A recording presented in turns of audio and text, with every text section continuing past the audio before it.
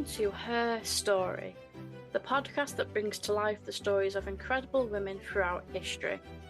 Each episode uncovers the remarkable lives, achievements, and struggles of women who shaped the world, beyond the textbooks and headlines. Join us as we celebrate their legacies and inspire new generations with tales of courage, resilience, and trailblazing spirit.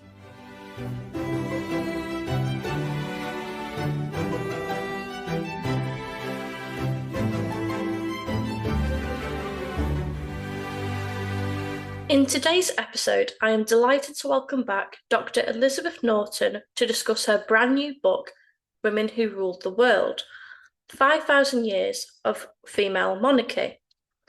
Dr Elizabeth Norton is a British historian specialising in queenship and the Tudor period. Her most recent book is Women Who Ruled the World, 5,000 Years of Female Monarchy, while she is also the author of the critically acclaimed The Lives of Tudor Women, published in 2016, and The Temptation of Elizabeth Tudor, published in 2015, both by Head of Zeus. She regularly appears on television, including BBC Two's The Boleyns, A Scandalous Family, on which she also acted as a consultant, and Channel 5's Queen Victoria in Her Own Words. She was also the lead historical consultant on the major feature film Firebrand, which starred Jude Law and Alicia Vikander. Let's get into today's episode. Welcome back to the podcast, Elizabeth. How are you? I'm good. Thank you for having me back on. It's a pleasure. How are you? I'm fine, thank you. We're talking about something slightly different to the Tudors today, because your new book is about Women Who Ruled the World, 5,000 Years of Female Monarchy. Yes, so it's a bit of a departure, although there are some Tudors in it, and certainly some 15th and 16th century queens. Before we get into the main topic, could you tell us a little bit about you and your background? Yes, so I'm a historian. Although actually I started out as an archaeologist, and then sort of moved into history. So I kind of like to bring in some archaeology as well. But yeah, so I write books, mostly been about queenship or the Tudor period. My academic work is very much on the Tudor side. I'm working on an academic biography of Jane Seymour, so as we speak. But I'm also interested in women's lives and, sort of powerful women, which is kind of where the new book came in. What was the inspiration for this? Obviously, you just mentioned you've got an interest in women's history, but what made you interested in female monarchy? Yeah, so I was really struck actually by the fact that the very first woman to be directly elected as a head of state, so as a president, so elected to the presidency, is still alive, which is kind of mad, because the very first man to be elected as a head of state is not still alive and hasn't been alive for a really long time. For women, it's Vigdis Finnbogadóttir of Iceland, who was elected in 1980. And there was an earlier president, Isabel Perón, but she was a vice president who got promoted, and actually the president had been her husband, so it's all slightly sort of murky. But I was struck by the fact that actually, if you want to look at female power in their own right, you've kind of got to look at the reigning queens, because, there's not a female prime minister until 1960. There's not a female president elected to the presidency until 1980. So you have to look at women. And I was very keen to not look at regents or consorts. And these women can be incredibly powerful, really, really powerful, but they're doing it through a man. And I think that's worth bringing out, is that the reigning queens are queens in their own right. They're the face on the coin. They're the head of state. They're not hiding behind a male figure. So if you want to see female power at work in their own right, in their own name, you have to look at these women. What was the research process like for this book? I can imagine it was quite a lot of research. It was a lot of work, huge amount of work, but really good fun. So first of all, was kind of picking. So the book is thematic.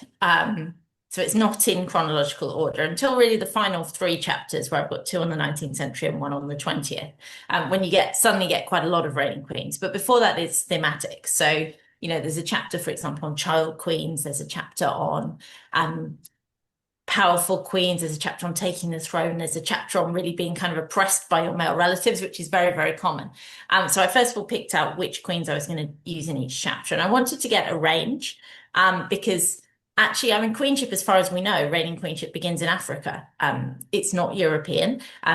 So actually, looking globally is really important. And I mean, the book is definitely global in scope. We have North American reigning women, we have Asian, we have African. South America is a bit more tricky. There aren't many examples from South America, but in general, it's global. We've got an Australian queen in there as well. So once I picked the queens, it was then researching, and I start with the secondary readings where they exist. They don't always exist for some of the queens. Terry Maver Varua of Bora Bora, who's a 19th century queen, was actually the most difficult to research. Not a lot had been written on her. I was going through contemporary newspapers and things like that. Um, and then, language is a problem. So I didn't want to just read things in English because, you get a real different slant. I mean, a really good example actually is Elizabeth I, who's portrayed as pretty saintly over here in England. But actually in Spain, you get a very different perspective of Elizabeth I, particularly in the contemporary sources. So it was really important to go through the non-English language sources. And, for many of the sort of Western European languages, I could sort of do it myself, Spanish, German. Some I had to get it translated. I mean, I can't speak or read Mandarin, but it's important to look at it anyway and to read the sources. Japan, I was quite lucky that actually, because most of the queens are very early, there aren't a huge number of contemporary sources for them, and they'd all been translated into English. So that was a bit of a bonus. Could you tell us some of the earliest examples we have of reigning queens? Yeah, so the very earliest example, and she's almost the first woman whose name we know in history, that's how early she is Merneith or Meritneith, who is a first dynasty reigning queen of Egypt. She reigns about 5,000 years ago, around 300 years before even the first pyramid is built, the step pyramid, so really, really early. And we know about her primarily from her tombs. She has two tombs, which was common in early dynastic Egypt, which sounds weird because, of course, you can't divide the body up very easily. But it's because I think it's her great grandfather, probably, we're not totally sure. King Narmer united Upper and Lower Egypt, so they have the double crown. And so she has a tomb in Upper and in Lower Egypt. But she's really first identified by Flinders Petrie, who's a great Egyptologist working at the start of the 20th century. And he was digging her tomb at Abydos, and he came from it's this wonderful tomb. It's got a wooden ceiling, which is really elaborate and really impressive for early Egypt. They don't have much wood. She was buried with 41 members of her household, including her painter, her boat builder. Obviously, these people have been sacrificed to be buried with her. There is human sacrifice in early dynastic Egypt. But it's a really elaborate tomb. And he was, digging away and go, yep, this is definitely a king. This is the fifth pharaoh of the first dynasty. And then he read the stele with the name on and went, oh, no, it's a woman, not a king. But she is. She's on the king list. So she's on early king lists. They find some king lists in her son's tomb, for example, which name her as a monarch in her own right. And there's really no reason to say that she isn't a monarch, except for she's female. And this is a problem that reigning queens and kind of interpreting reigning queens will find throughout history. People are often quite reluctant to call a queen or to call a female king a king, and usually due to their sex. Empress Matilda is a really good example of that. But so Merneith is the first, and we then have some other Egyptian examples. And they're not, we tend to think about reigning queens in Egypt because queens do tend to be quite visible. Cleopatra, for example, the last pharaoh, technically her son, I suppose, outlives her. Is very visible. Hatshepsut's quite well known, but actually they only have a reigning queen around one in 300 years or so. So it's not, they're not welcoming reigning queenship as such.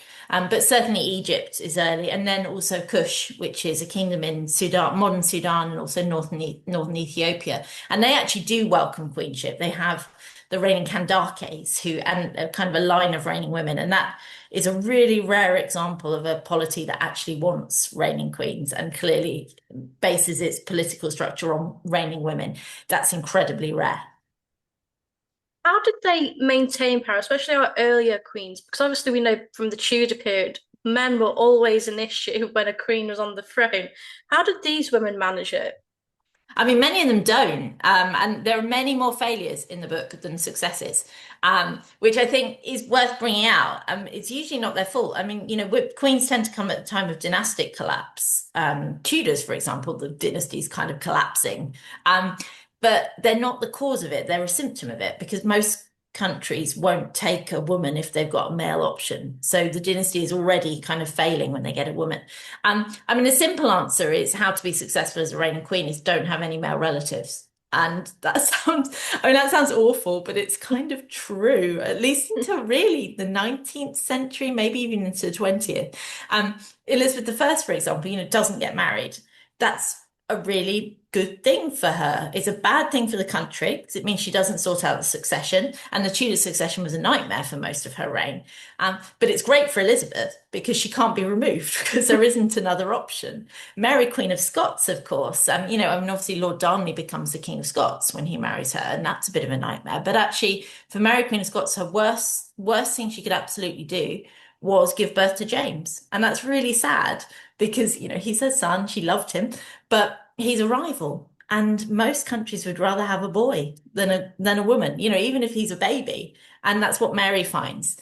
So male relatives are a real problem, and it's throughout history. Cleopatra has a male relative problem, for example. She's never able to rule alone. She rules with two brothers and then her son. And and actually her reign is very much shaped by the men in her life. Mark Antony, of course, is a prime example. In the 15th century, I had a couple of examples that I brought out in the book. One is Charlotte of Cyprus, who is she has huge male relative problems. She has a husband, Louis of Savoy, who's a bit of a nightmare.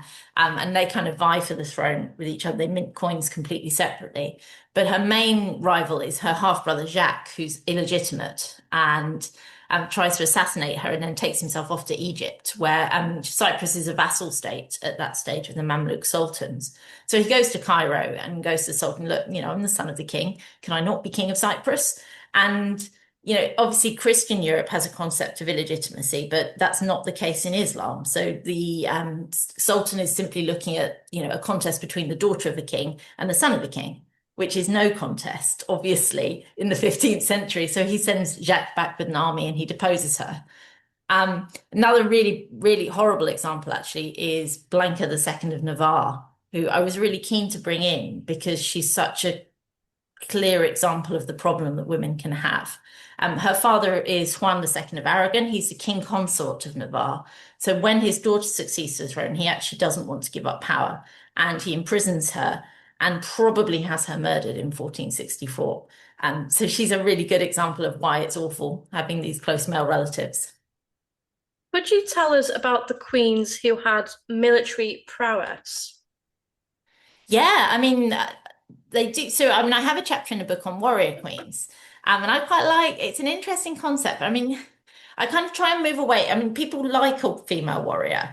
And I've always liked a female warrior. I mean, you kind of get this in computer games, you get, barbarian queens with their breastplate bikinis, which would be useless. I mean, that's not armor, is it? But actually, people do like the concept of a warrior queen, and women can use it to their advantage. Most women aren't on the battlefield. Some do, but most don't, and they won't have had the training. Isabel of Castile is a good example of this. She doesn't fight her own battles; other people fight them on her behalf. But she's very much characterized as a warrior queen. I mean, mostly it's her husband Ferdinand who does the fighting, in fact. But she's able to kind of characterize herself in this way. And Elizabeth I again does this at her Tilbury speech. It's sort of, she's not going to lead the troops, but she's present with the army. And that's quite important for women. But it's quite a good way of almost kind of subverting gender roles, because actually being a warrior is a really important part of being a monarch in the pre-modern world. So if a woman can kind of style herself as a warrior queen, it's a good way of kind of asserting her position as a monarch. And there are some that do fight. Kudzia Begum, for example, who's the first of the female Nawabs of Bhopal, and she becomes Nawab in 1819. And she actually learns to ride an elephant and fire a gun in case she'll need to lead her troops into battle. And this is a woman, I mean, she's initially she's ruling from Purda, so is actually completely veiled.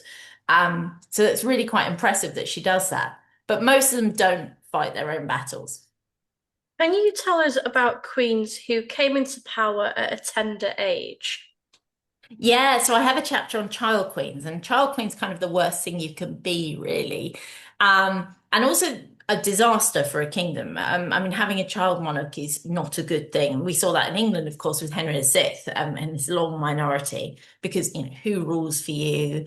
Um, do they have the authority to rule? It's really difficult. And a child queen's worse because in general, you would expect a princess to be married abroad, or at least, who is their husband, because whoever they marry will become the king. So in the child queens chapter, I actually look at four different child queens. No, five actually, five. So I've got two queens of Jerusalem, Maria, and so the Latin kingdom of Jerusalem, so the Crusader kingdom. So I have Maria and then her daughter Isabella II. Um, and really they're kind of pawns. I mean, to some extent, Jerusalem sort of welcomes them because it means they can choose their husband. So they're effectively choosing their king. It's almost an elective monarchy in that they select someone to marry the queen. And in fact, Maria's mother, Isabella I, had gone through four husbands because the Jerusalem-like barons kept sort of changing their mind, and then husbands would be murdered and she'd be forced to marry again. I mean, Maria, actually, who comes to the throne at 12, she was actually born to Isabella I's second husband, who was murdered a few weeks before Maria was born, and then married off to her third husband before the birth of Maria. And actually, when it was questioned who the father of the baby would be, the baron simply said, well, it doesn't matter, it's Queen's baby. So Maria is 12 when she becomes queen. She then dies in childbirth when she's about 20. And so Isabella II becomes queen at birth, effectively. And she has a horrible life. She's spirited away from Jerusalem to marry the Holy Roman Emperor, who then kind of locks her up in Sicily. And because he doesn't need her anymore, he goes off and has himself crowned in Jerusalem. Well, actually, by that stage, they don't actually control Jerusalem, but in the remainder of the kingdom. So it's a fairly miserable life. And then she dies in childbirth at 16. I also have Mary, Queen of Scots in the chapter, who, of course, is queen at 6 days old. And her kingdom faces a rough wooing where Henry VIII tries to acquire her. And actually, she's then sent to France when she's 6, and it's not expected she'll return. So actually, Scotland kind of loses its monarch because it has this infant queen. And then I kind of shoot forward in time and I looked at two 19th century queens. So one is Terry Maver Varua of Bora Bora, who's possibly not a household name, but really interesting. She becomes Queen of Bora Bora when she's about 2 years old. And again, is effectively a pawn, really, which kind of passed around with different sort of political mentors, different regents. The French get involved and eventually depose her. So it's not a good thing for Bora Bora. And then finally, there's Wilhelmina of the Netherlands, who's the world's last child queen. There hasn't been one since her. She becomes queen in 1890 when she's 10. And again, I mean, the Dutch are concerned about crowning her. There's a question of her regent. Will it be her mother? Because it's not a given that she'll be left with her mother. And actually, she does very well and becomes a really important wartime leader, particularly. But it's a difficult start for her. How did their regency governments affect them? Because obviously we know when Richard III became regent, things were a little bit icky. So was it different for queens? No, not really. It's dangerous. I mean, Mary Queen of Scots is a good example.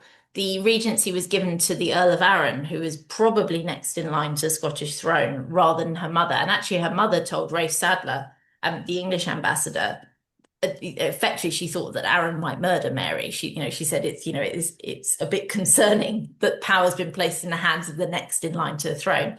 I mean, John I of France, who's a posthumous baby king, dies after a visit from his uncle, who then becomes king. It's children are quite vulnerable to male relatives again, So regency is a problem. They have to have a regent. I mean, in some respects, it's the same for male monarchs as well. So all child monarchs are vulnerable. But I think with women, there's this extra layer of vulnerability because, for example, Henry VIII wouldn't have invaded Scotland to try and acquire, little James, King of Scots, if that had been, if Mary had been a boy, for example. Because she's a girl, she's kind of almost fair game. What examples do we have of queens taking the throne? Yeah, so I mean, they're not all passive victims by any means. And in some respects, the fact that women are somewhat politically marginalized can act in their favor. And there are examples of women taking the throne and sort of stepping outside of, accepted layers of inheritance. So in the chapter where I look at that, I look at four women, Elizaveta and Catherine II of Russia. So that's Catherine the Great. Also Hatshepsut of Egypt and Irene of Athens, who is a Byzantine empress. And there are quite a lot of similarities, actually, as well as differences. So Hatshepsut is fairly well known for female pharaohs, and she is She was born to a pharaoh and his great royal wife, so his official consort. And she was married to her half brother when he became king, who was born to a harem queen, so kind of not as royal as she was. She only gives birth to a daughter, and then when her husband dies, her brother husband, she becomes regent for his son, who is also born to a harem queen. So is kind of, again, kind of not as royal as Hatshepsut. She's fully royal. And then sort of a few years into his reign, she just takes the throne. She never troubles herself about removing Tutmos. So he always rules alongside her, but he's very much the junior party. And in fact, Masons on the monuments actually sometimes get the pronouns wrong because they're so used to having a senior king and a junior queen that they call Hatshepsut he and they call Thutmose she on the monuments because they get it the wrong way around. And, she very much rules as a pharaoh. She appoints her own daughter as her great royal wife, for example. And of course, she's famously portrayed quite often as a man, complete with false beard. And also male body, actually. If you go to her temple in Luxor, you would assume the statues were of a man. And that was quite confusing for people initially, for Egyptologists. I think it's quite clear that the people of Egypt knew that they had a female pharaoh. And it's really, the fact is the office of pharaoh is a male one. You're the son of Horus. So actually, you kind of do have to take on the male attributes as well. But I think she is still presenting herself as female. But so she takes the throne. We don't know a huge amount about how she does it. It seems to have been pretty bloodless. In Byzantium, it was sort of anything but bloodless. Irene was a consort, and actually consorts do sometimes take the throne. She's married to a Byzantine emperor. When he dies, she becomes, and this is all in the 8th century, she becomes regent for their son. And she doesn't really want to give up power when he reaches the majority. So they have quite an uneasy period of co-rule where they're both building support for each other. And eventually, she's in a strong enough position to take the throne. She actually has her son blinded as part of his removal from the throne. And this has very much damned her reputation. I mean, Irene, I've heard her called the notorious one. And I think, it's difficult to move away from the fact that she has her own child blinded. What I would say is that actually that is how you disenfranchise, how you remove people from the line of succession in Byzantium. It's seen as more merciful than having them killed. Mutilation debars them from the throne. So in that respect, she is actually acting out, contemporary political ideals. And there are accounts of Byzantine emperors blinding their children, but because Irene is the mother, she gets more blame for it. And then finally in the book, I have Elizaveta and Catherine II of Russia. Elizaveta is the daughter of Peter the Great and also actually of Ekaterina I, so of two reigning Russian emperors or empresses. And she was overlooked initially in the succession, probably because she's born illegitimate. So her mother, Ekaterina I, is actually she's a Swedish peasant, a Livonian peasant. I think actually it's in modern Lithuania now. And she so Elizabeth was born illegitimate and is initially overlooked. And one day she said they have a baby czar on the throne who's being his regent is his mother, Anna Leopoldovna. And Elizabeth just gets up in the night and puts on a breastplate and sort of marches into the palace with her supporters and simply wakes the regent up and says, I'm the empress now. So she takes the throne deliberately. It was said that she was haunted by nightmares, that she couldn't sleep, for example. But actually, it's quite a bloodless coup again. Catherine II, Ekaterina, also has a bloodless coup. She takes the throne from her husband, Peter III. It's a very unhappy marriage, and it's looking like he's going to divorce her. And so she kind of preempts him effectively by, again, getting up in the night, wearing guard's uniform and riding into the city. And again, just sort of takes power. So women, because they're so close to the thrones, particularly consorts, queen mothers, actually they do sometimes have the ability to take the throne. So I think, it's worth kind of mentioning they're not all passive by any means, and some are, really quite active in taking their roles. Things that took power, how did they get the support? Because obviously we know that men were not very supportive. How did they raise support to take over? Yeah, it's a really good question. So Catherine II, Catherine the Great, she kind of does it by presenting herself as the Russian candidate for the throne, because actually she has no claim to Russia's throne at all. She's a German princess. She's Sophia of Anhalt-Zerbst. She's selected to marry the future Peter III by Elizaveta, his aunt, in fact. And Peter is very German. He is German. His mother was Russian, Anna, the daughter of Peter the Great, but died just after childbirth, so he didn't know her. So he was raised in Germany. And actually, he resented Russia. He doesn't really learn Russian. He's never fluent in Russian. He wears Prussian military uniform, for example, and very much praises Germany, sees himself as a German. Whereas Catherine, his wife, very much embraces Russia. So she converts enthusiastically to Orthodoxy. She learns Russian. She builds support at the court. She's lively. She's in all the sort of, the salon. She's building her supporters all through Elisabeta's reign. And I think she also uses Elisabetta as a political mentor. They have a love-hate relationship, Catherine and Elisabetta, but I think, there is a sense that she's her natural successor. But I think it's really, in Catherine's case, it's the ability to present herself as a Russian candidate, in almost in opposition to Peter. He's a German, effectively, even though he's the legitimate heir, he's the grandson of Peter the Great, but he isn't able to kind of sell himself to the people in that way. So I think that's quite important. But it's quite various, really. In general, they build support. In the Byzantine Empire, women do have more political power than in other areas. I mean, that's well acknowledged. And there are some very, very powerful empress consorts. Theodora, the wife of Justinian, for example, is a really good example of that. So I think Irene is able to tap into existing power networks for women. She's able to build support among the eunuchs at court, for example, who can be very powerful. But in general, women they're not taking thrones. They are more the exception. Can you tell us about the reigning empresses of Japan and when did they rule? Oh, yeah, so I love this. So a lot of people don't really believe Japan had empresses, which is interesting. And there has been a bit, women have been barred from Japan's throne since the late 19th century. And there has been a bit of kind of backtracking on the how the empresses are interpreted, the ones that preceded that. And in some respects, they're sort of seen as kind of placeholder monarchs. They're kind of keeping the throne warm until there's a male candidate. But it isn't actually true. And some of them are incredibly powerful. So Japan has had 8 reigning empresses.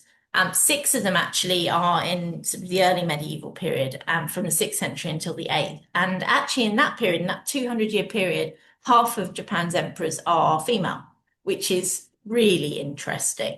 And not something you would necessarily expect. So they are very much accepted and welcomed. So the first is Suiko, who starts reigning at the end of the 6th century. And she is clearly no placeholder. She's the first monarch to be called Tenno. So Tenno is the title that Japan's emperor uses. So they will call the emperor Tenno. And Suiko is the first person we know that actually uses that title. She rules very independently. She does have a crown prince for some of her reign, who is quite powerful, but it's clear she's pretty independent. She promotes Buddhism very enthusiastically.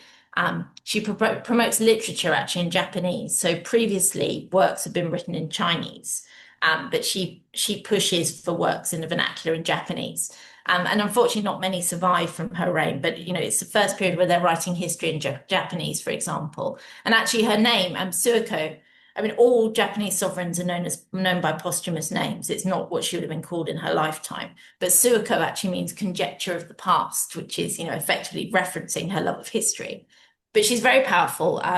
She sends embassies to China. She receives ambassadors for China, for example, and corresponds as an equal with China's emperor. She actually reigns for more than 30 years. I think it's 35 years, which is really impressive for the early medieval period. And there's clearly no problem with female rulers. She's followed on the throne only 13 years after her death, actually, by Kokyoko, whose reign isn't terribly successful. It's marred by a political assassination. She's forced to abdicate. But she then comes back to the throne as Empress Seimei, which is really interesting. So actually, 2 of Japan's empresses actually have 2 regnal names because they reign twice. I mean, it's a bit like American presidents have 2 numbers if there's a gap. So Grover Cleveland and, of course, Donald Trump have 2 American president numbers. So it's the same in Japan. One early empress, Jito, is incredibly powerful. And she's actually a really good example because it's often said that these women abdicate. And so they're not really proper emperors. And Jito does abdicate for her grandson to become emperor after her. But actually, a lot of Japanese emperors abdicate. It's a valid, I mean, in fact, the current emperor's father has abdicated. It's very, very common for Japan's emperors to abdicate. And often they then continue ruling from, they're called the cloistered emperors, where the current emperor does the ceremonial function of emperor, can be very onerous. And then the ruling's actually done by the abdicated sovereign, the former sovereign. And Jito very much follows that pattern. She's very much still in charge after she abdicates. And actually, there is an example of an emperor actually abdicating for his daughter Empress Kokon, to become empress. So it's not just women abdicating. In this early period, we also have female to female succession. Just one example where Empress Genmei actually abdicates for her daughter, Empress Gensho. And that's really unusual. And again, it's just demonstrating that these are clearly proper sovereigns. In the medieval period, it all ends with Kokon, whose father abdicates to make her empress. There's clearly some religious controversy in her first reign. You can kind of read between the lines a bit. She's a very enthusiastic Buddhist and promotes Buddhism at the expense of Shintoism, which is the native religion. And she does eventually abdicate, but continues to build and actually becomes a Buddhist nun, but builds power behind the scenes and is eventually able to challenge the emperor, the new emperor, and actually comes back to the throne as Empress Shotoku. And it's not a terribly successful reign. She's under the influence of a man named Dokyo, a Buddhist monk who's supposedly her lover. But she's quite powerful in her own right. She is the empress that sent out the 1 million wooden pagodas, which you often see in museum exhibitions, which have Buddhist sutras inside, printed Buddhist sutras. So she's quite remarkable, but actually after her, it's 900 years really before Japan gets another reigning empress. And then in the Shogun period, they have two empresses, Maishu, who's a child when she becomes empress in the 17th century. And then there's also an empress in the 18th century. And neither of those are particularly powerful, but actually the emperors in that period aren't powerful either. And the shogun is ruling at that stage. So they're fascinating. I love the Japanese empresses, and I think they tell us so much about female power and how it gets reinterpreted by later generations. There was talk a few years ago about bringing women back into succession because, of course, the current emperor only has a daughter, Princess Aiko. Probably she won't be empress. She has a male cousin now, but I think it won't be too long before there are female empresses of Japan once more, simply because they don't have many heirs to the throne. About 20 years ago, they kind of did an assessment and realized there are only 6 people who had any claim to the Japanese throne at all, and the average age was 59. So I think there will be women again, and I think the empresses will get reinterpreted once more. What queens have we had during the 20th century, and how are their reigns different to earlier queens? Yeah, so 20th century queenship. So, I mean, queens have generally been fairly unwelcome. Most countries except for France, really, most countries will take a woman if it's the only option, if it's dynastic collapse otherwise. And, you can see that in the Tudors, of course. But they're not exactly welcomed. And that remains the case in the first half of the 20th century. I mean, there's still concern about Elizabeth II becoming queen, for example. When her uncle Edward VIII abdicated, there was some concern about crowning George VI, her father, because he only had daughters. And that's in the 20th century. Really good example is Margareta II of Denmark, who becomes queen in 1972. And actually, they had to change the succession law. She had no claim to the throne for her childhood. They had to change succession laws in her teens to allow her to succeed to the throne, because women were just barred from the throne, and that's in the 20th century. So I would say it's really only from the mid-20th century onwards that women begin to have a more equal footing. They begin to be more welcomed, seen as less of an anomaly. Elizabeth II is almost always the only woman in photographs of government leaders early in her reign. Actually, when she becomes queen, there'd never even been a female prime minister. That's in 1960, and it's Sri Lanka. So actually, female power was still pretty rare. And there are it's interesting because they're very visible. So, Elizabeth II, and I don't think this is an exaggeration, she was the most famous person on the planet by the time of her death. Certainly the most recognizable. And that's not something you get with a king. I think because women are rare and remain quite rare as rulers, they do tend to get the visibility. A really good example of that is Queen Salote of Tonga, Salote Tupou III of Tonga, who became really a global celebrity when she attended Elizabeth II's coronation in 1953. In fact, when I told people I was writing this book, whenever I told people if they were old enough to remember Elizabeth II's coronation, they would always ask me if the Queen of Tonga was in the book. So she is. But she's famously rode in the rain. It was torrential rain at the coronation, and Salote refused to put the roof up on her carriage. So she rode through the coronation procession, getting absolutely drenched.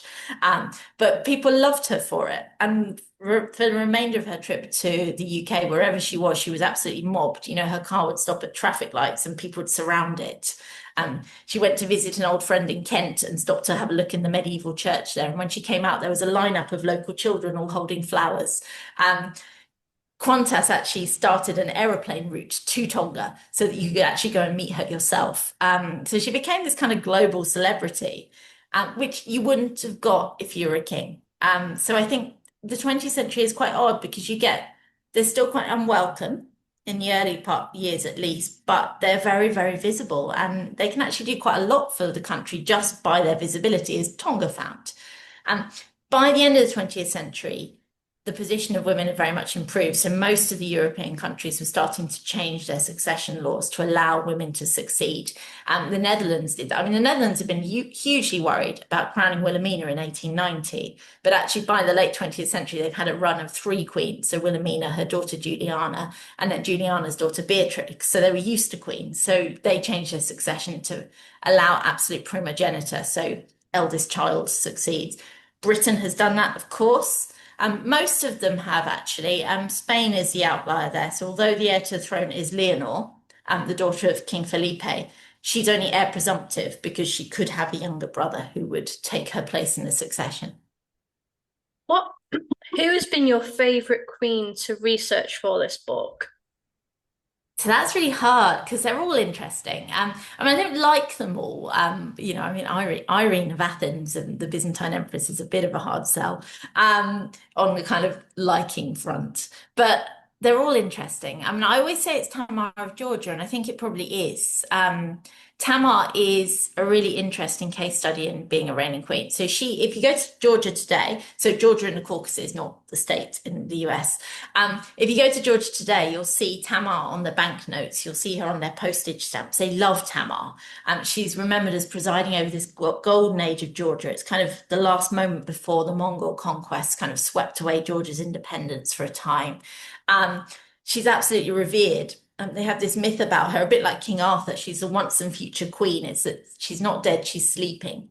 And one day she'll rise to become Queen of Georgia once more. But actually, it's very much kind of retrospective. When she became queen, it was a real struggle for her. She's the first reigning queen of Georgia. She becomes queen. Actually, her father has her crowned in his lifetime, and her father's quite scary. So everyone just went, yeah, that's fine. We'll definitely accept her as, yeah, no problem whatsoever. But actually, it was a problem. And when she became queen in 1184, independently, it was a major problem. Her council didn't really listen to her. She was unable to change her minister. She has a kind of Magna Carta moment, actually before the English Magna Carta, where she's sort of forced almost to accept a parliament. She actually said it would be the end of my reign if it went through. And actually, she was able to mitigate it to some extent, but she very much lost a lot of power. She wasn't able to be an independent monarch at all. She was forced to marry this slightly random Russian prince they sent for that no one really seemed to know anything about him. And he turned out to be a bit of a disaster. And it's really, I like her because she kind of she's almost exactly what I'm talking about with reigning queens. They're doing it backwards and in high heels, as Ginger Rogers is supposed to have said about Dancing with Fred Astaire. She's doing everything a man does, but it's harder for her because people don't want a reigning queen. And she does build up support for herself. She builds up a power base. She's able to take back control of her council. She's able to divorce her husband. And then after a battle, she sends him home to Russia, for example. But it takes a lot of work and it takes a lot of time. And she does become this amazingly successful monarch. She presides over Georgia at its biggest territorial extent. She sees off foreign threats. She does incredibly well, but it's such hard work. And that's why I like Tamar, I think. There's this great poem, actually, a real one of the glories of Georgian literature, the knight in the panther skin, that's actually dedicated to her. And it has this great line, which is, "A lion's cubs are lions all." And it's clearly aimed at Tamar. And it's, and I think that really sums up many of these women. They're often disparaged. They're often treated as, non-entities, or they're not going to be able to do it. And they do have to work really hard, but you get some really successful examples like Tamar. Well, towards the end of the podcast, I like to ask my guests five fun history questions. So, have you got a history pet peeve? Oh, history pet peeve. I've got loads. Yeah, loads. So, try and think of something with the Queens. Um, yeah, okay. One thing that actually really annoys me is, I sometimes call them female kings, and I think they should be called female kings. And I did get a bit of blowback about that actually. And I think it was seen as a bit sort of trendy and a bit, you shouldn't call these women female kings. But actually, some of them are crowned as king. Tamar is the king of kings. She's crowned as king of Georgia. In fact, actually, on the Georgian postage stamps, they translate the word they use for king, mepe, as king for her. Maria Theresa in the 18th century is crowned as king of Bohemia and also king of Hungary, for example. So some of these women clearly are female kings.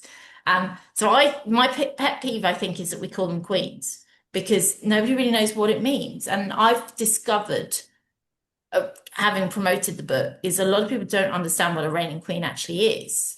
So I'll get, well, why isn't Eleanor of Aquitaine in there? She's not a reigning queen. She's a consort. She's incredibly powerful. She's also a duchess in her own right, but she's not a reigning queen. Um, and this isn't people's fault. This is English's fault because the word queen originally came from consorts, wives of kings, and we've then kind of applied it to reigning women. But really, we should call them kings. So I would say that's my pet peeve. It's never going to catch on, but it should be King Elizabeth II, because Elizabeth II is not Camilla. They're both queens of the UK, but there's clearly a difference there. If you could go to any event or day in history, when and where would it be and why? Oh, that's interesting. Yeah, so I mostly do Tudors, so I'm going to do something Tudor. Quite like to see the Field of the Cloth of Gold in 1520. I think that would be pretty remarkable. I'd go and, kind of have a look at, see if I can spot Anne Boleyn in the crowd, because of course she's probably there, but we don't know with certainty. And I'd maybe get her to write some stuff down. I'd ask maybe just fill in this list of questions, Anne. Catherine of Aragon can also have a list of questions, as can Henry VIII, but I'll be kind of slightly glaring at him. But yeah, I'd like, it's one of those events. I'm a bit of a traveller. I like, being a tourist. So I'd love to be a tourist at the Field of the Cloth of Gold, to see the gold, to see the dragon. What is the dragon? I assume it's a firework, but who knows? No, I think the Field of Cloth of Gold's a good one because it's like the must-see event of the year, isn't it? Yeah. It's that really for me, it's that or the Great Exhibition in the 1850s, because again, it's just that kind of moment in history where there's something really amazing happening. And there's all these big names, and I just would love to experience it and see what it was really like. So yeah, that's where I want to go. Have you got a favourite book? It can be fiction or non-fiction. Favorite book? Can I say mine? No, that's me. Yeah, so I don't know. There's so many lovely history. I mostly read history, of course. I'm sort of seeing the books behind, and so many lovely history books. Um, I mean, I, I'm a bit. To be honest, my absolute favorite book is actually Gormenghast by Mervyn Peake, which is slightly off topic. It's the second book of the Gormenghast trilogy with sort of Titus Groan and Steerpike. Um, it's not as Mervyn Peake hung out with C.S. Lewis and Tolkien. And they're all writing at the same time. They're all this kind of Oxford set. And for some reason, Mervyn Peake's work has never been as kind of well known. And it should be, because it's amazing. It's all set in this castle called Gormenghast. It's kind of a world in itself. And it begins with Steerpike, this kitchen boy, climbing through the castle, and he's the anti-hero, and it all goes horribly wrong. But it's gothic and it's immersive and it's fabulous, and people should read it. If you could invite any historical figure to a dinner party, who would it be and why? Oh, see, that's fun. Yeah. Well, not Henry VIII because he'd eat all the food. He wouldn't leave anything for anybody else. I don't know. I think Empress Matilda. I'd like to have a chat with Empress Matilda. I just think she'd be interesting. She's kind of she's one of my favorites. I always say Tamar, but I actually like Empress Matilda as well. Certainly among British monarchs, I like her because she tried, and she fought for her rights. And, and you can't talk about feminism really in the medieval period, but she's kind of, she's standing up for women, at least for a woman. And I think that's really impressive. So Empress Matilda. No, I think that's a good one because I think she's a very misunderstood Matilda. Yeah, and it's so misogynistic. And still, people still kind of trot out the old tropes about Matilda. I mean, they still call her Maud. They take away her name. And I mean, that's really, actually really bad. And people will say, well, it's because there are so many Matildas, but they don't, I mean, there are loads of Henrys in that period, but they don't say, you know what, we're going to call Henry II Hal or Harry because there's loads of Henrys. You just put up with it. But for some reason, people actually change her name. She's called Matilda. I know Maud is the Norman version of Matilda, but she's called Matilda. Call her Matilda. And finally, have you got a favourite historical fact? Ooh. Um, I mean, there are loads of things that are absolutely fascinating. I mean, I'm always impressed by how many pairs of slippers Henry VIII got through, for example. He wears out about 2 pairs a week, which is quite impressive, actually. I don't know, historical facts. I mean, again, I think I just bring it back slightly to the book. I think it's the fact there's a reigning queen in First Dynasty Egypt. I mean, that's remarkable.